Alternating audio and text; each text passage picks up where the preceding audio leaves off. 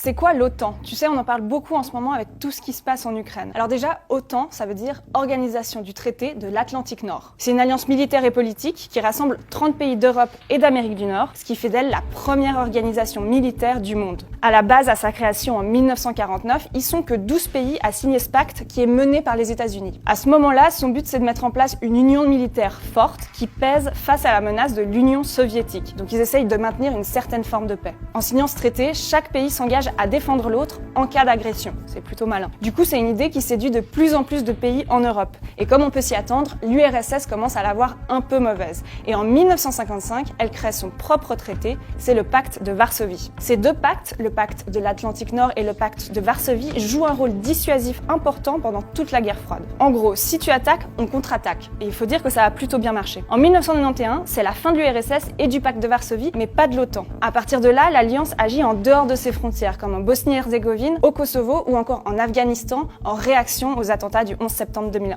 En même temps, l'OTAN intègre de nouveaux pays d'Europe pour rassembler au total 30 pays en 2020. Elle accepte notamment d'anciens pays du pacte de Varsovie comme la Pologne ou la Roumanie. Du coup, en 73 ans, le territoire de l'OTAN s'est beaucoup rapproché de la Russie et le Kremlin voit cette progression comme une menace. Ce qui nous amène à la situation actuelle en Ukraine. L'Ukraine, qui est à la frontière avec la Russie, aimerait bien intégrer l'OTAN parce que ça fait quelques années qu'elle se sent menacée par son voisin. Et pour l'instant, c'est pas le cas. Donc dans le conflit actuel, les actions de l'OTAN sont limitées. Les alliés mettent quand même en place des mesures pour soutenir l'Ukraine, mais ils refusent d'agir militairement. Tout simplement parce que venir en Ukraine avec des armes, ce serait perçu par la Russie comme une provocation de plus et ça mènerait certainement à un conflit armé à grande échelle.